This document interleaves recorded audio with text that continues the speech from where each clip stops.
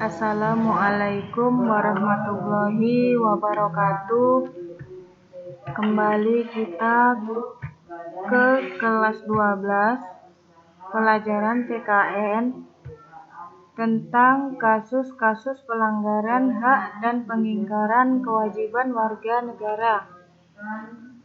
Hak dan kewajiban muncul karena seorang tinggal dalam sebuah negara. Misalnya, seseorang menjadi warga negara Republik Indonesia memiliki beberapa hak dan kewajiban, sehingga dalam praktiknya harus dijalankan dengan seimbang.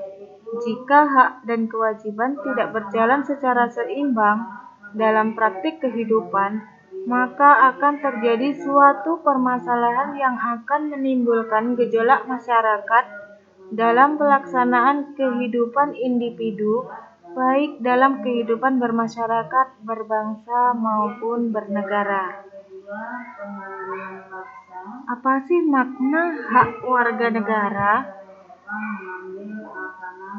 Di kelas 11 kita sudah mempelajari tentang pengertian dari hak asasi manusia, bahwa hak asasi manusia itu adalah hak dasar yang dimiliki setiap manusia di seluruh dunia.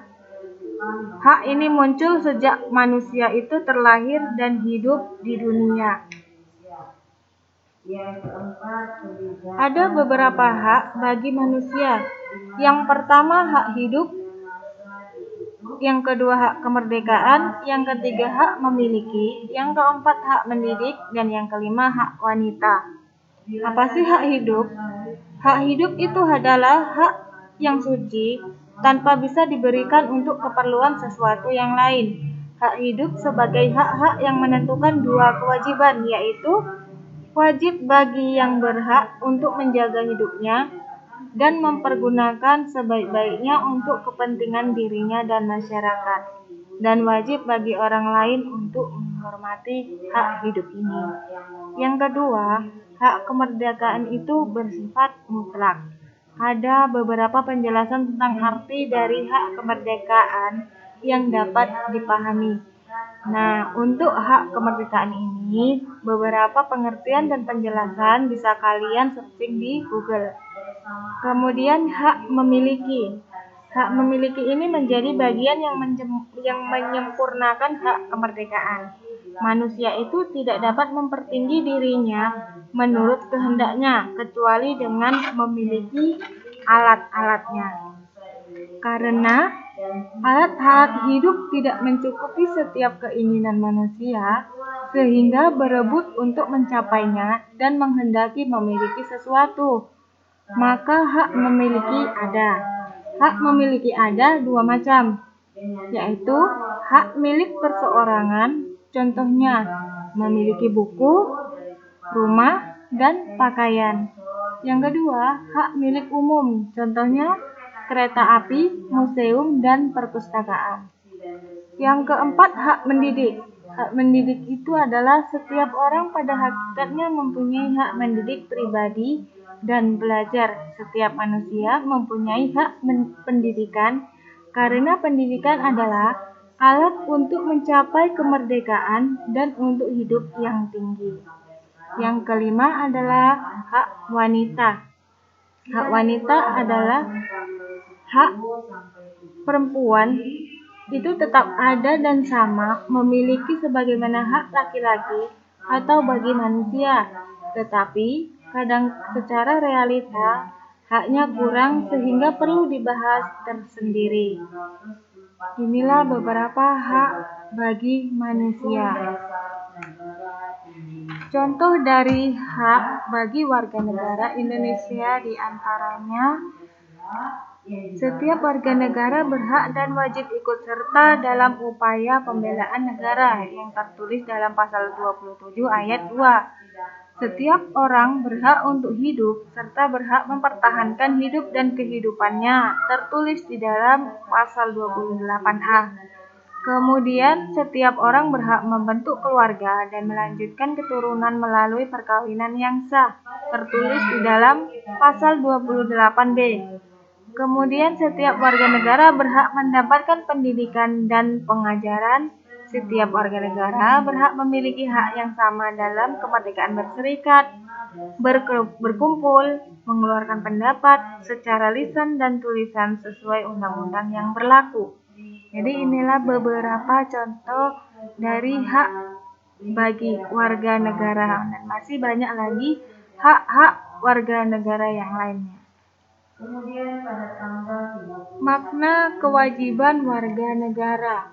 Makna kewajiban warga negara itu adalah segala sesuatu yang dianggap sebagai suatu keharusan untuk dilaksanakan oleh individu sebagai anggota warga negara guna mendapatkan hak yang pantas untuk didapat, dengan kata lain memberikan atau melakukan apa yang harus kita lakukan demi kemajuan bangsa ke arah yang lebih baik. Jadi kewajiban manusia ini bermacam-macam karena manusia itu berbeda-beda. Dilihat dari sudut pandang berikutnya. Jadi kewajiban manusia itu berbeda-beda. Bisa kita lihat dari sudut pandang berikut ini. Yang pertama, menurut kekayaan, maka di antara mereka ada yang kaya, ada yang miskin, dan yang sedang. Kemudian yang kedua, menurut tingkat dan derajatnya, seperti raja, bangsawan, dan rakyat jelata. Yang ketiga, menurut pekerjaannya. Di antaranya, pekerjaannya ada yang dengan pikiran seperti seorang hakim dan guru. Ada pula pekerjaan dengan tangan seperti tukang kayu dan besi. Dan masih banyak yang lainnya lagi. Inilah yang menyebabkan perbedaan di dalam kewajiban. Apa yang wajib bagi seorang hakim itu berbeda dengan kewajiban bagi seorang rakyat. Tiap-tiap manusia sebagaimana keadaannya harus menunaikan kewajibannya. Jadi kewajiban manusia itu banyak dan berbeda-beda karena manusia itu bermacam-macam. Bisa dilihat dari sudut pandang yang sudah dijelaskan tadi. Nah, contoh kewajiban warga negara. Yang pertama adalah setiap warga negara memiliki kewajiban berperan serta dalam membela, mempertahankan kedaulatan negara Indonesia dari serangan musuh. Jadi setiap warga negara itu memiliki kewajiban turut ikut serta membela, mempertahankan kedaulatan negara Indonesia. Contoh yang kedua, setiap warga negara berkewajiban taat, tunduk, dan patuh terhadap segala hukum yang berlaku di wilayah Indonesia. Kemudian setiap warga negara wajib membayar pajak. Nah, membayar pajak ini merupakan salah satu kewajiban bagi warga negara Indonesia. Dan apabila ada warga negara Indonesia yang tidak membayar pajak, berarti dia termasuk dalam pelanggaran hak dan pengingkaran kewajiban warga negara. Demikianlah materi PKN kita hari ini di kelas 12 MA Nurul Iman Konsensi. Semoga bisa dipahami. Untuk perhatiannya saya ucapkan terima kasih.